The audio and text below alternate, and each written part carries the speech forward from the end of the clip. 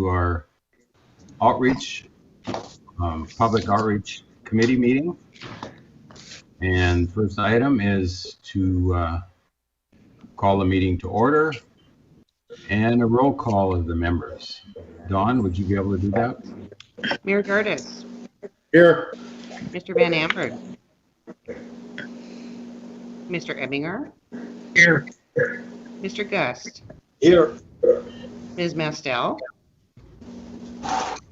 Mr. Callahan. Here.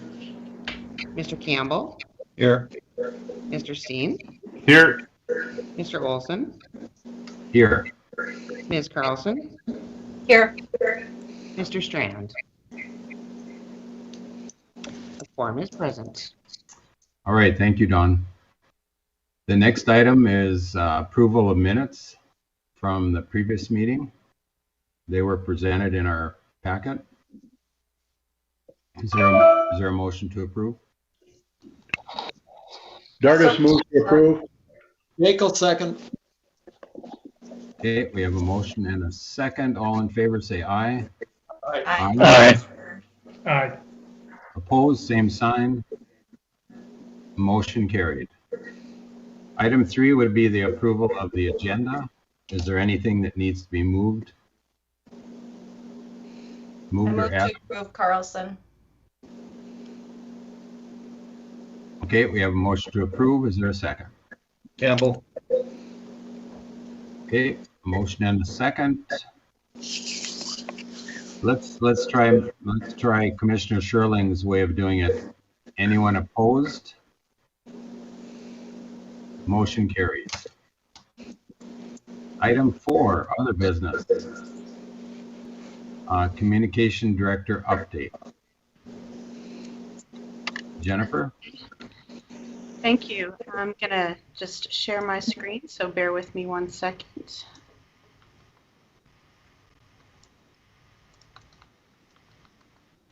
Can you see the Public Outreach Committee presentation? We see PR for good. Nope. I want to try to enlarge it if you could. 1 second. That is the wrong screen.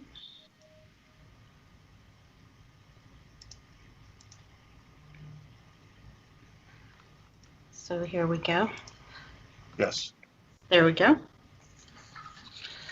So just a little overview about what I'll share today. So as of today, it's 74 days that I've been on the job so far.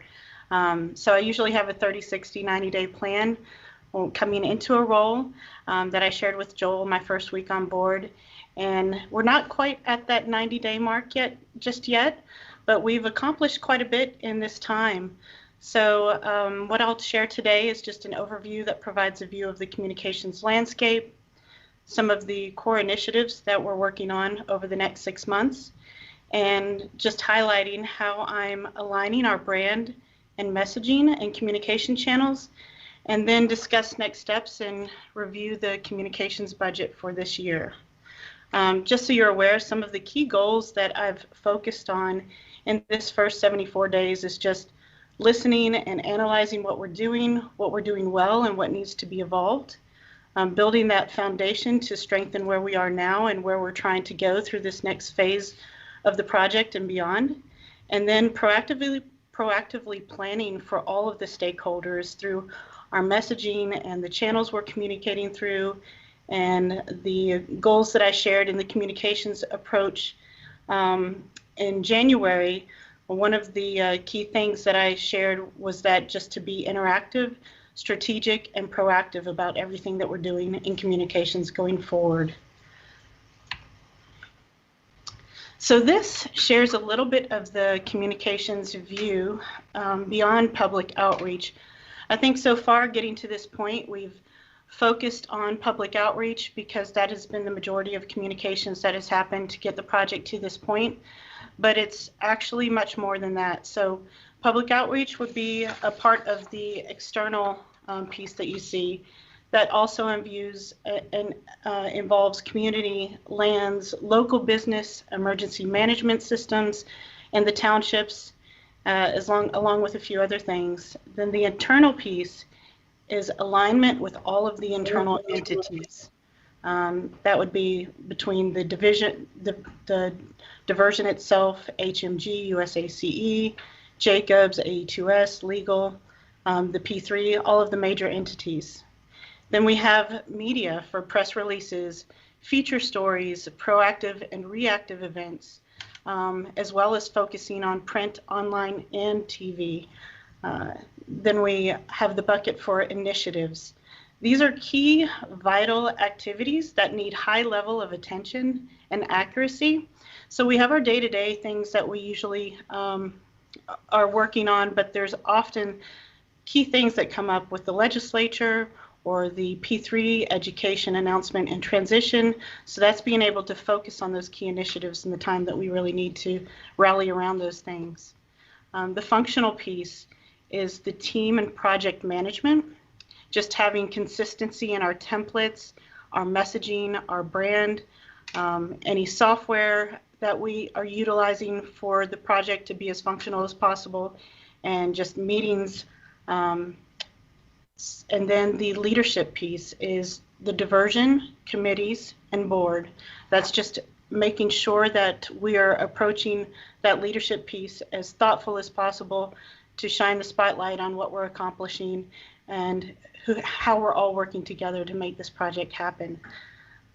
We have the crisis piece. So that is proactive planning for any emergency that could happen throughout the project, whether it's in the going through the bid process or any negative media issues or funding and financial issues that we might run into. I'm not saying that we will, but it's always great to have that crisis plan in place, especially for any community impact that might happen because of this project. So being proactive to be prepared for that, to best support them now before we get to that phase of the project.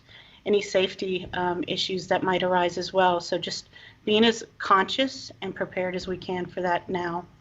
Events, so those would be live events in the community, conferences, local universities, a general or colonel coming to visit, those major events that we need to rally around.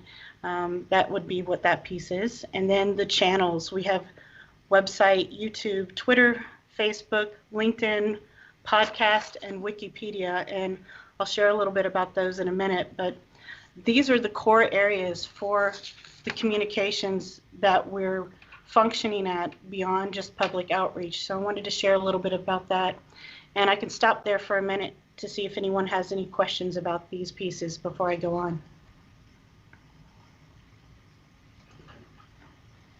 Okay, so we'll keep going. Some of the priorities for the next 6 months. There's core initiatives that are happening with the project overall, but these are some key things that we're drilling down on to build and engage the team, engage throughout that legislative process that's happening right now, aligning our communications and approach to all of the constituents. And this is not just what we're sharing outward, but how we're listening to the community and gaining that perspective back as well. Aligning our brand. This has been a crucial piece for me to see that it really needs a lot of attention. I'll go into a little bit more detail in the upcoming slides, but just aligning our language, our visuals, our templates, our project status, so everyone is on the same page. Being proactive about our media relations. I think we've been a little bit reactive so far, but being able to get ahead of some of the stories and direct that story that we're trying to tell of what we're accomplishing. Strengthening the impacted landowner communications. This is something that is really core to me on this project, because I know that that is such a sensitive piece of this project, and I'm sure that we all want to ensure that that in itself happens in the best way possible. So just working with the lands team to strengthen that communications is a crucial initiative right now. Also building that national coalition partnerships, enhancing our partner communications within all of the entity groups that are working on the project, and then preparing for that P3 portion of the project. We have so much that is going into that strategic planning, getting ready for the announcement, onboarding the team that we're going to be aligned with through that construction phase, and transitioning our communication efforts towards what will happen during the construction phase. And then activating any opportunities we might see for key events. That's to build that internship program with some of the local universities, speaking engagements, and things where we can get the word out on the project and really tell that story. So this is something that I talked about just a minute ago with the brand, getting that aligned and consistent. This is what I've pulled together as all of the names that I've seen used for this project so far. And it's pretty extensive. So I think that it is really important for us to not only be on the same page with the information that we're sharing, but who we're sharing it from. So if you'll see in the blue, those are the official names that I had connected with John and legal on to confirm what we would call the project. So to bring a little bit more alignment on that, both verbally and visually, you'll notice the two logos that we've used so far in the bottom right-hand corner, but I've brought that into this as a sample of what we can do going forward. The colors might change. We can definitely get some feedback from you on that, but this aligns not only our name for the authority and for the project, but it also shows consistency between the two because we are the same. And when you see those logos, you know that you're hearing from this project, and it doesn't look like it's a different entity. Also, it just gives that consistent feel for knowing that we are presenting the right message going forward on who we are and what we're trying to accomplish. So some of the ways that we're communicating are through these various communication channels. Right now, we've kind of cast the web a bit wide, and that's great for making sure that we have an audience on all of these platforms, but we don't necessarily have the consistent ongoing content as fresh as we would like it to be on all of these platforms. So really trying to streamline how we're approaching this, the name that we're calling each of them, making sure that the message is not only consistent and fresh, but correct for the historical information on there as well. So there's a lot of things on the existing sites that need to be updated, and there's a lot of effort that we need to get put into that. But out of all of these channels, the one thing that should be extremely consistent is the website, and that's why I have it in bold, because that is the one source of truth that we point everyone back to on all of our information. If you look on our messaging, we have the URL for the website always at the bottom of letters or any messaging, and that's where we're driving them back to. So that is the source that we need to keep the content the most fresh. You'll notice, you're probably familiar with all of these. You'll notice there's a new one in the bottom right, ClickUp. That is not something that we're using as an external channel, that's internal. So that's something that I like to present at the next meeting in March, and to share a dashboard view of all of the activities taking place in communications. So from what I've seen coming into this, there's a lot of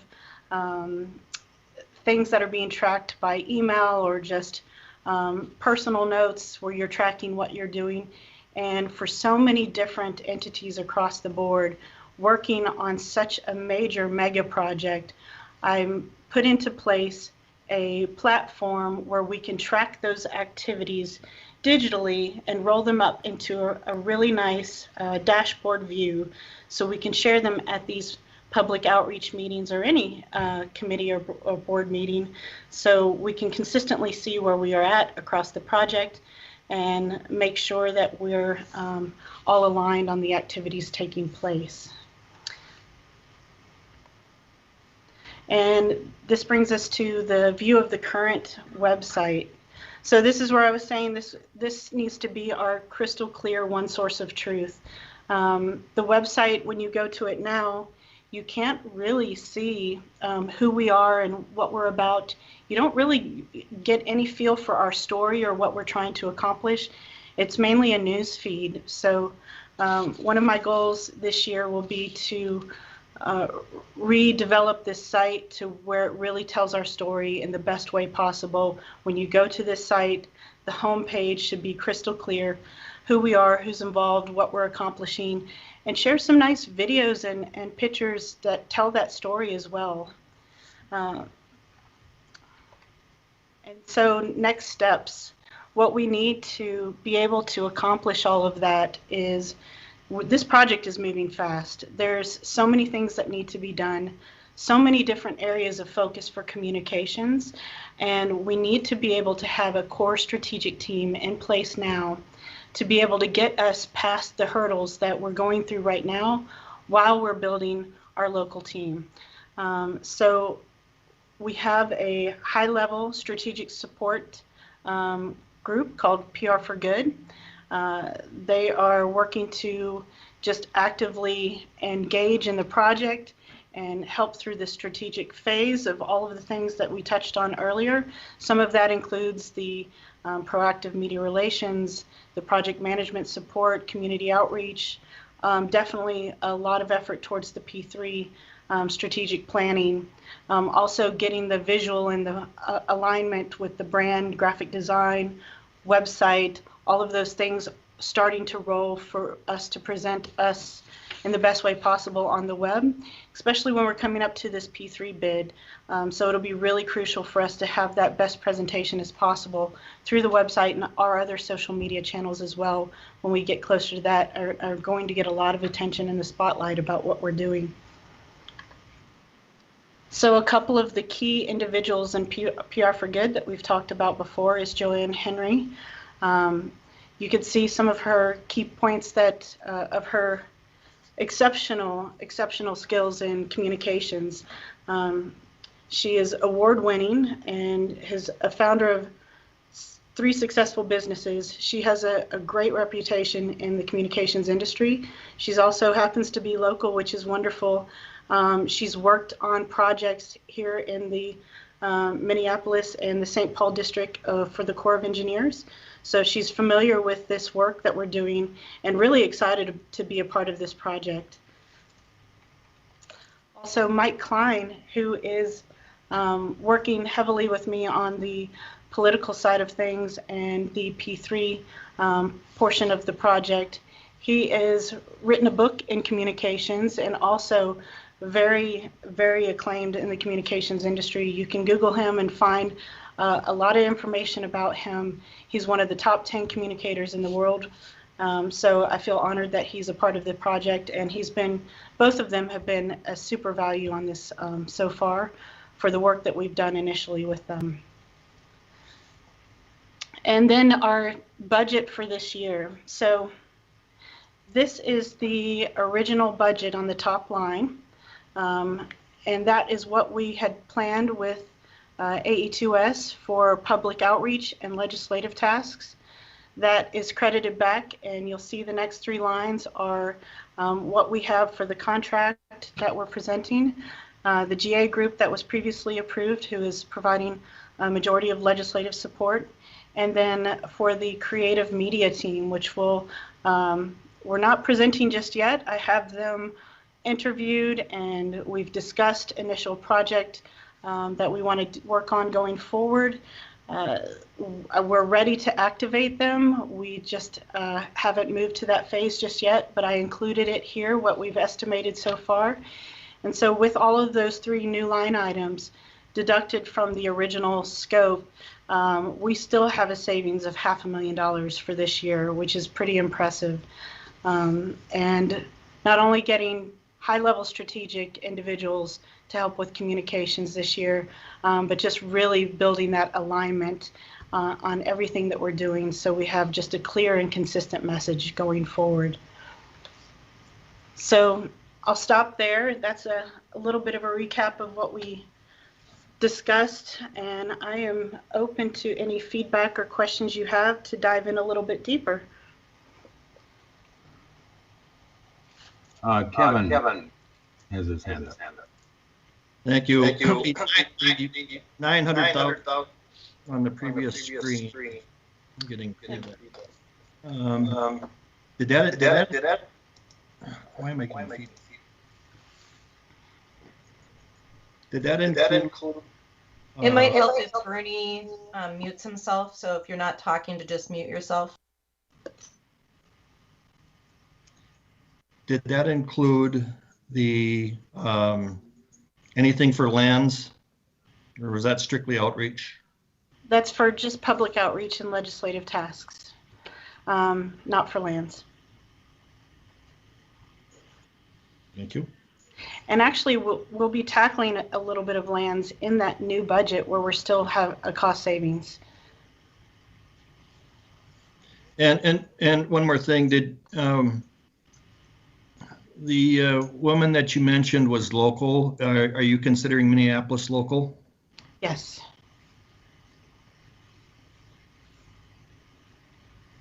Thank you. Okay, Bernie has his hand up. The question I have, Jennifer, is with regard to all your social media platforms, are you tracking how many followers are in each of those particular platforms? Absolutely. We do have the data behind the scenes that are tracking the followers, the likes, the views. I didn't present that here today, but we are tracking that information. Have you seen a significant drop off since we've reached an agreement?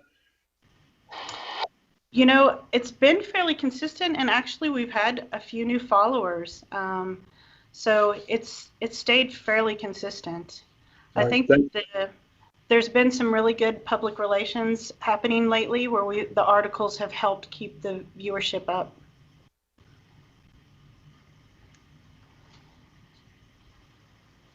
Jennifer, this is Roger. I have a question.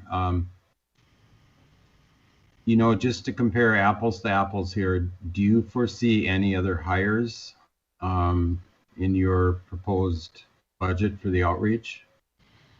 Absolutely, because the contract that we would like to present for communications is for this year to get us through the strategic time.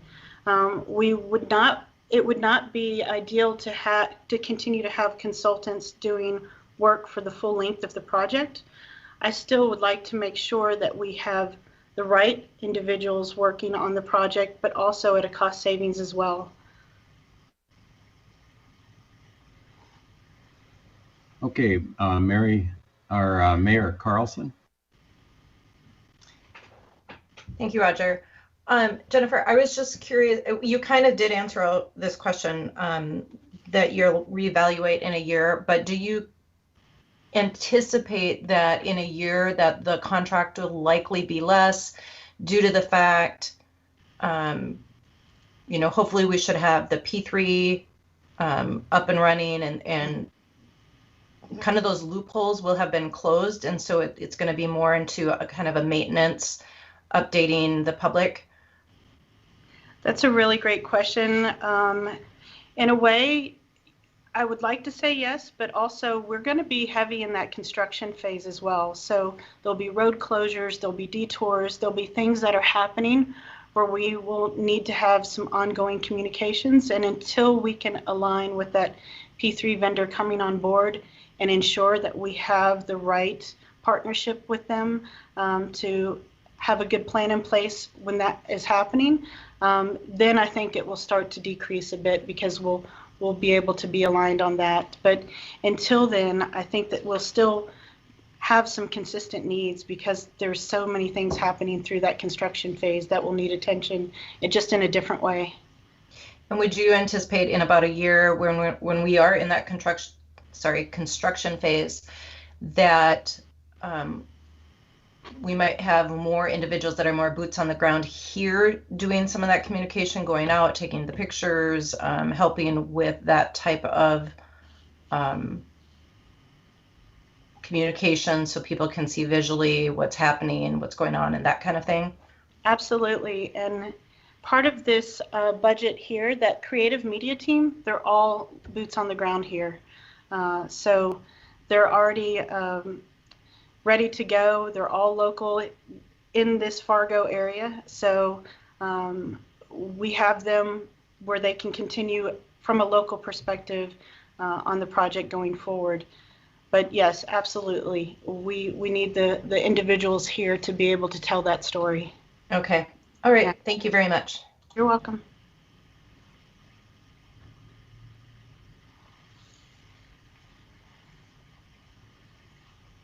Is there anything that I can dive into a little bit deeper about the channels or some of the core initiatives?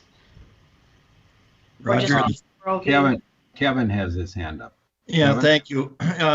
So can anybody tell me within the P3 bidding process that's about to take place, is there any anticipated dollars going towards outreach that's going to be spent through the P3 process?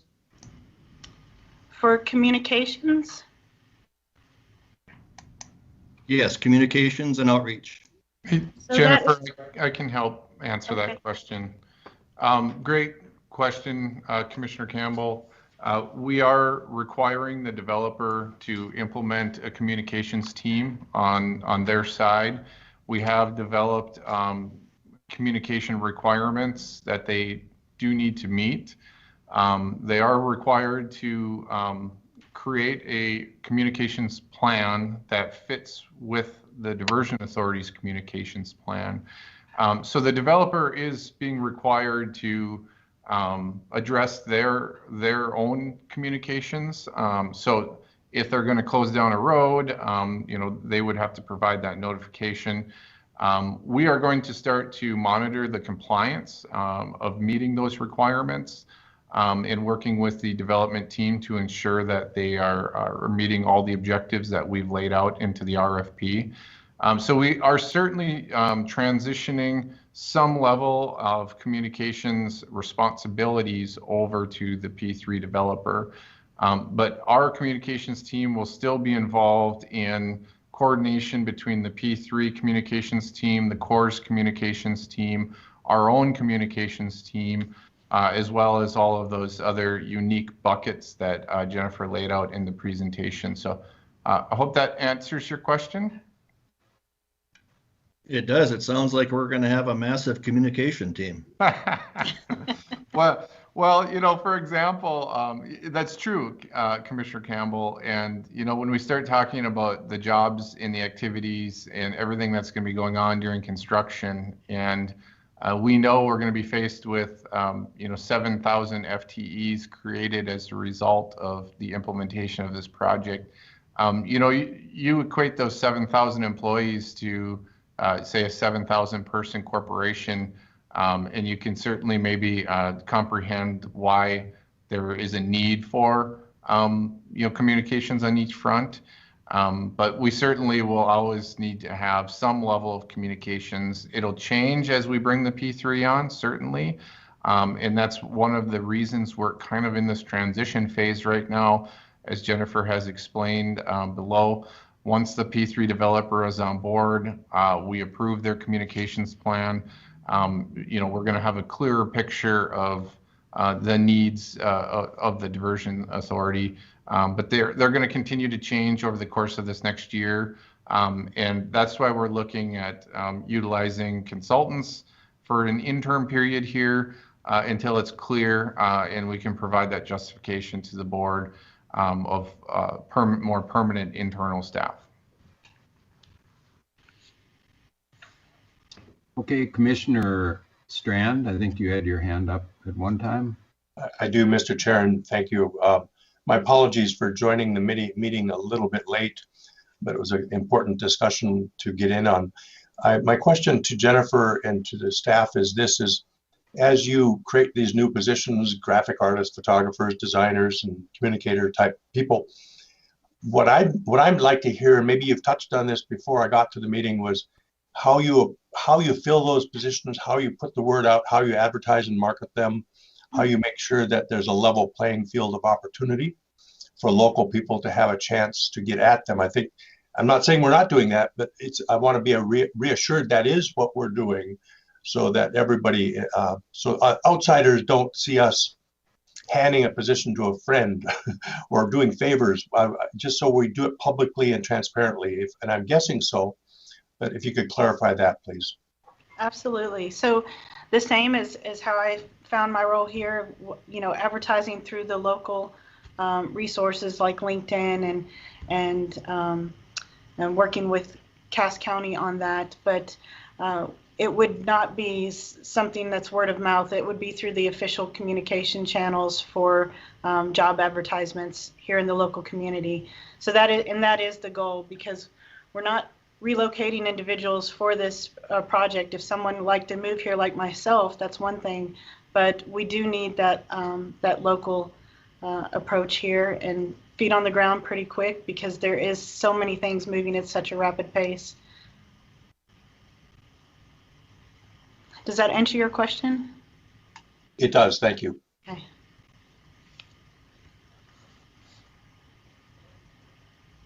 Kevin, you still have your hand up. Do you have another question? Sorry, no, I just didn't. Sure. Anyone else at this point have questions for Jennifer?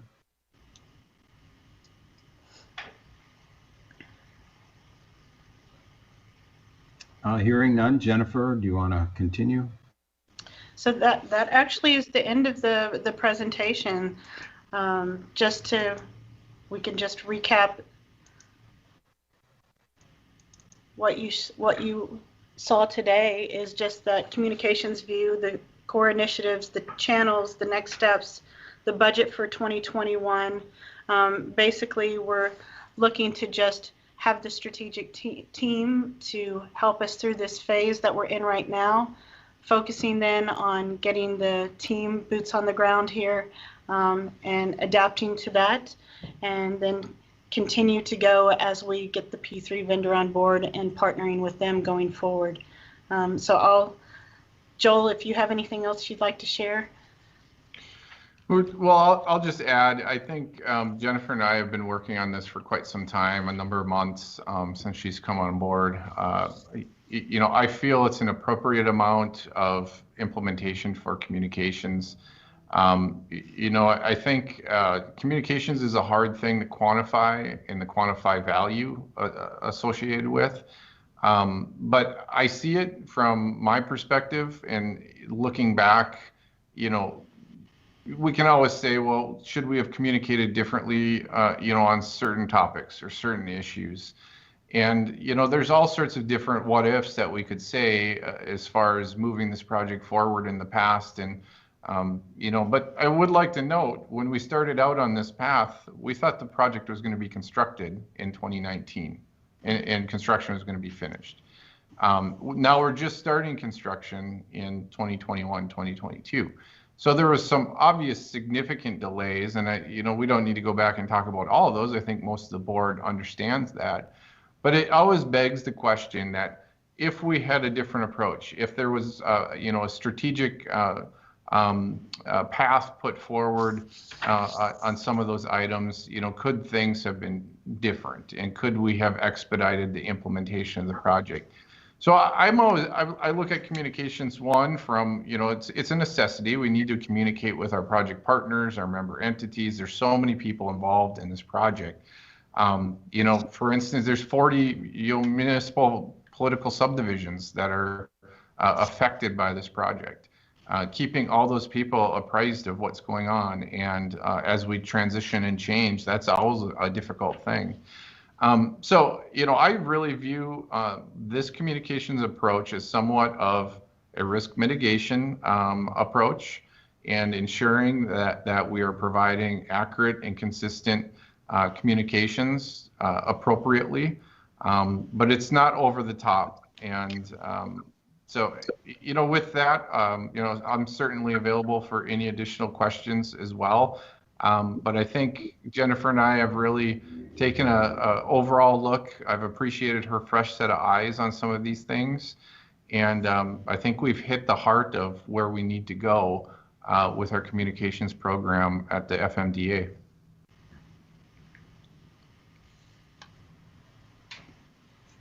Thank you, Joel. John, you have your hand up yet? Do you have another question? Or? I do. And first, if I recall, we have a task to do today you'll remind me to take a vote on this, to pass it to finance, to pass it to the Diversion Authority Board. But just the dumbest question in the world from the local perspective, and again, maybe Jennifer can go back, but help me understand the media outreach folks from Minneapolis, Twin Cities area, and how they compare to what's available locally to conceivably provide those services. Absolutely. So the thing that helps for this time that we're in now is we're in such a crucial phase working up to that. We're in the legislative session. We're going into the P3. We need that strategic team to come in quickly to keep us on the tracks while we're looking for that local team. So the local team, if we're putting the jobs out, it's going to take time to get those job descriptions out, interview those candidates, bring them on board, get them up to speed. Having this strategic consultants in place who are award-winning, top in their field, being able to get up to speed quickly on the project and keep it moving while I'm doing these strategic things behind the scenes to get that team here that's going to be permanent on the ground in place has been vital. So it's just a contract for this year to get us through this phase. So we can have that permanent team here on the ground in place. So for me, it's been about just having the right strategic people that I know that I can work with quickly during this time. But that long-term goal after or during this year is to get that permanent team in place here. It just being able to continue to keep everything rolling through this transition has been what's vital, and having the right level of skill, because there's so much that is shifting with all of these communication channels and all of the different areas that I touched on earlier beyond just public outreach. We have all of these areas and entities that we're communicating with, and it's a beast behind the scenes of trying to wrap your arms around it. So it's been really vital to be able to have that strategic team through this temporary time until we get to that permanent team here on the ground. Does that answer your question? It does. I think you're getting the sense from us, the more we can localize, the better. Absolutely. So the team, everyone on that team is considered local. There's one individual who has a more national focus, and they're just a small part of that overall contract. So the rest of that contract is considered local. But they're also consultants, and we want to have that permanent team in place with the boots on the ground here after we get through this phase.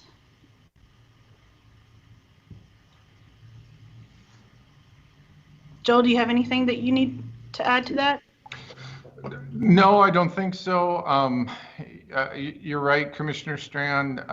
We are, according to your motion that you made at the last board meeting, the request is to take this back and dig into it in more detail and provide more information for the Public Outreach Committee. So, we would be asking the Public Outreach Committee if they feel comfortable with this approach to provide a recommendation to the Diversion Authority Board.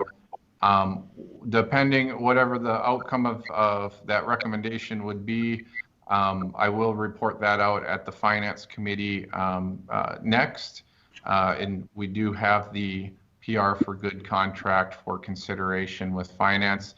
And we do intend to do a somewhat briefer presentation of our approach for Finance, but we felt prudent to really dig into the details here for public outreach today. Go ahead, John. Thank you, Mr. Chairman. I won't belabor this point, but my sense is, and if any of us have our eyes glazing over at what we might think is this costly, relatively speaking, costly approach.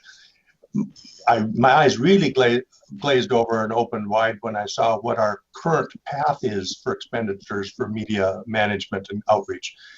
So my sense is if we do not shift gears from the previous approach where AE2S was doing all of this at substantially more money, we're going to have more costs than if we were to bring it back into our own reins. Is that correct?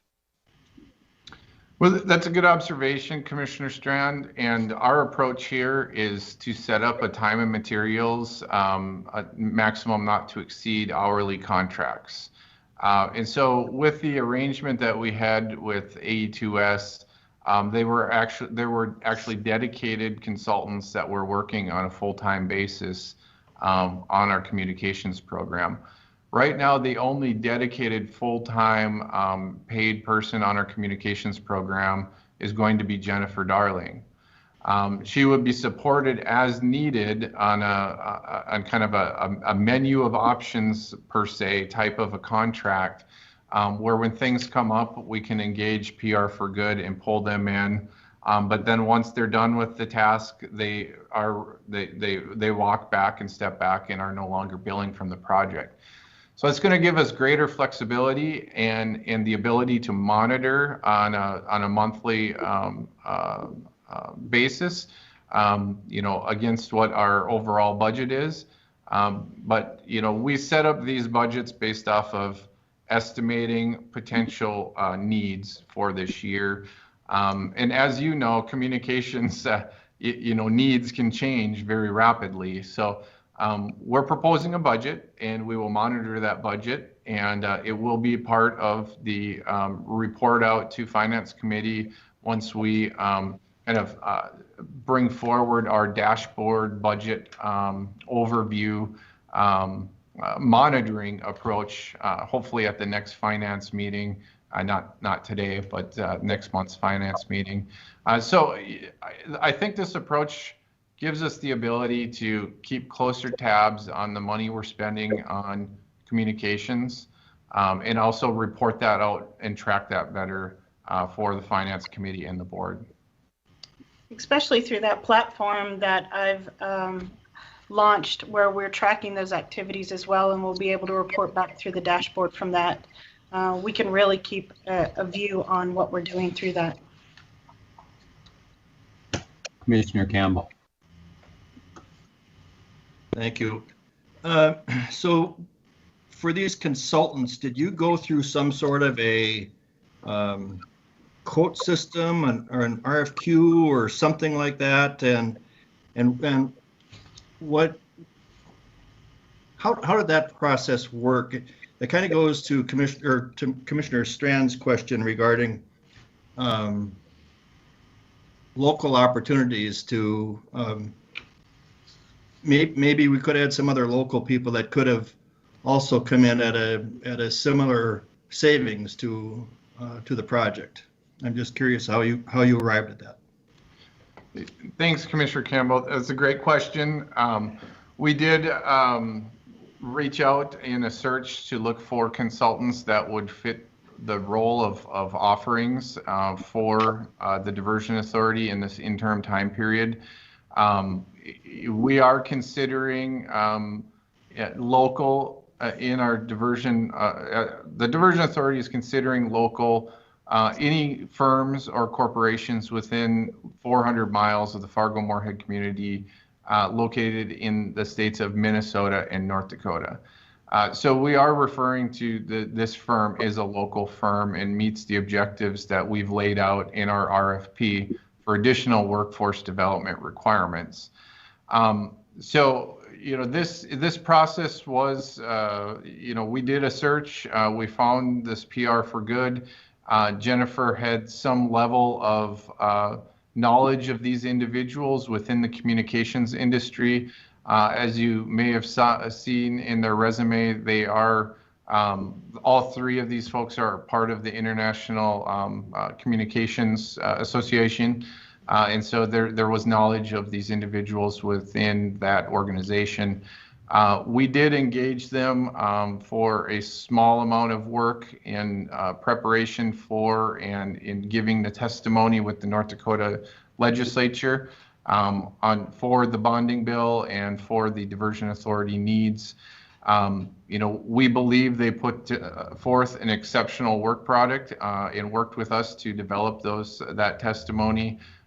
It was clear, concise. We received a lot of great feedback from legislators on that testimony and on the information. And so we felt extremely comfortable moving forward. Now, comparing hourly rates, we compared them with the hourly rates that we had currently under contract with AE2S, and the hourly rates are significantly lower than what we had been paying. So from a budgeting and financing standpoint, we felt we were getting a very good value for the money, and we felt that the folks that we were potentially bringing forward here were experts in their field, and we brought all that forward with cost savings to the diversion authority.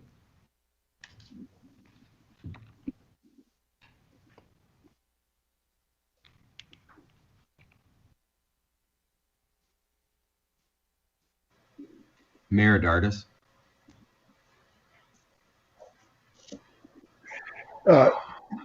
The dialogue and the questions have been fantastic.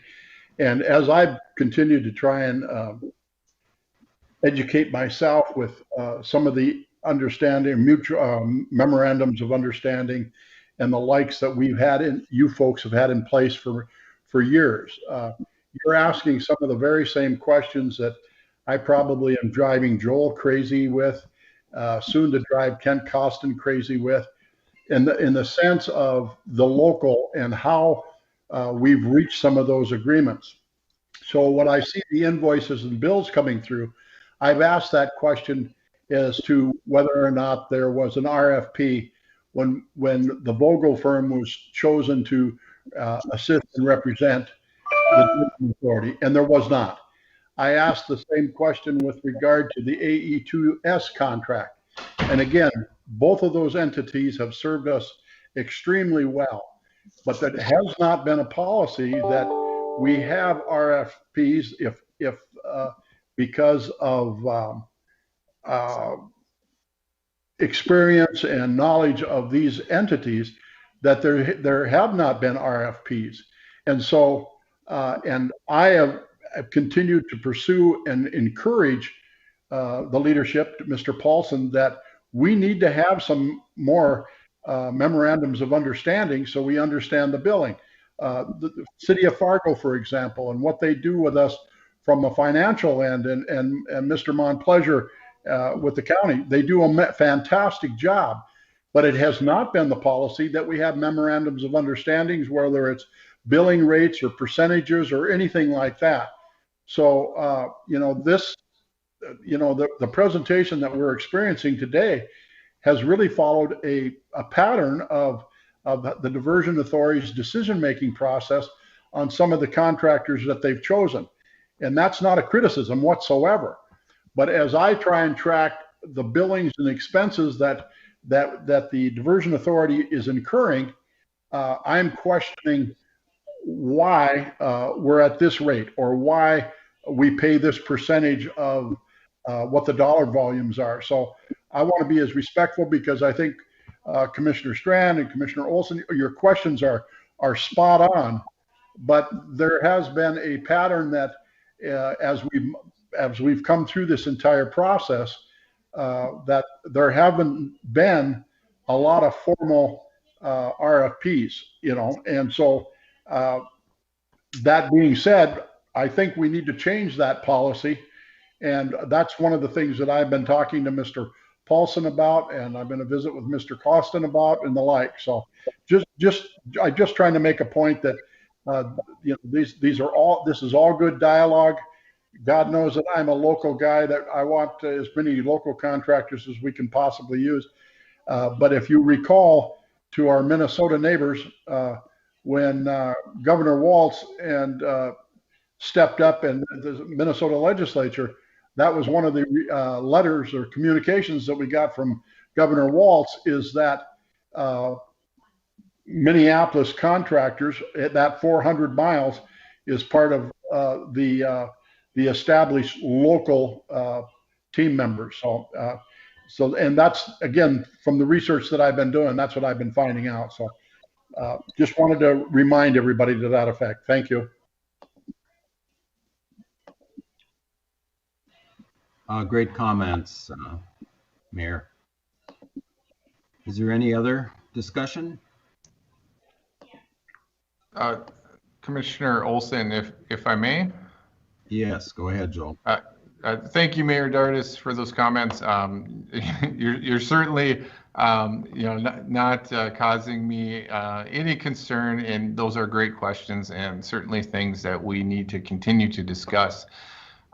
We kind of have, a policy in place through the board resolution that addresses this to a certain extent. Certainly doesn't provide guidance on when the executive director should go out for an RFP and when the executive director should not go out for an RFP. However, if Mr. Shockley is on the line, I'm not sure if he is attending, but I can do my best to convey the legal requirements that the diversion authority falls under in state law, and when we have to do competitive bidding and when we do not. When it's a contract for construction services, of course, anything over $200,000 needs to be competitively bid. However, with professional services, there's not a requirement for a public entity to do a competitive selection process. So it is at the discretion of the public entity. So I would love to see a policy discussion surrounding what the board would like. So I have the direction to implement that. Because obviously, as you see, we brought this to finance 2 weeks ago. We've been working on this straight for 2 weeks to ensure we have a sufficient presentation. We've been communicating with board members. We've been doing an awful lot of effort behind the scenes in order to bring forward what we believe is in the best interest of the Diversion Authority. And so, providing more direction to the executive director in how we contract things would certainly make things efficient. But now, however, I would like to just caution a couple things. This is a $200,000 contract. Not that that's insignificant by any means, but a traditional RFP process will take months to advertise on the streets, pull a selection group together, analyze the proposals, and make a final selection. Not only that, myself having worked in the private industry, I know how much effort it takes for proposers to put together proposals. And so, if you receive 8 proposals, and each of those proposals took companies $10,000 a piece to put them together, you've now effectively spent $80,000 responding to an RFP. Obviously, somebody's going to win that RFP, and they can recoup some of their costs or work those costs into their rates. But there is a level where it doesn't necessarily make sense to go through a robust and extensive and lengthy RFP process. And in those cases, I believe the most efficient thing and the best thing for the public and the public entities is to make a selection, in a decision on who we believe would be the best suited to do the work. So I do think there's a great discussion here, and I'm glad this topic came up. And so I would just wanted to convey those ideas and thoughts from the executive director standpoint.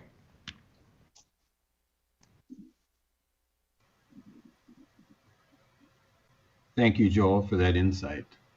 Any other questions? John?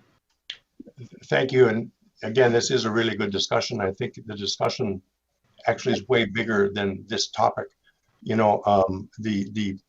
I don't know that we're expecting formal bids and specs and quotes and RFPs and RFQs necessarily for somebody we're asking to be considering doing like photography or graphic design or some specific work for us.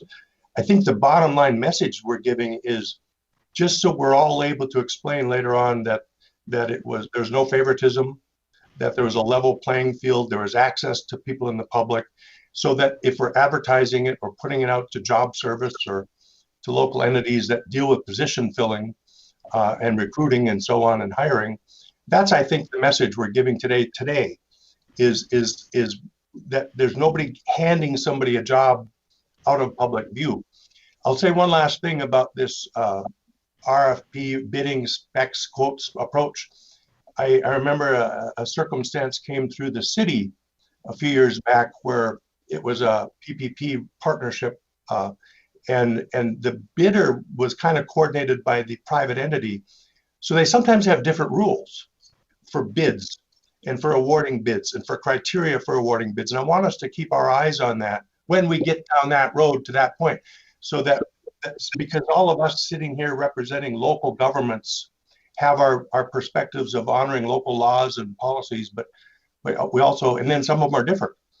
Minnesota's might be different, maybe the North Dakotas and Fargos and West Fargos and Moorheads might be different, but I think we should keep our eye on that level of fairness, access to the general public, and not belabor, not burden our people with, hey, you got to go do an RFP to 12 people for a graphics designer, but just make it available to the public, clearly.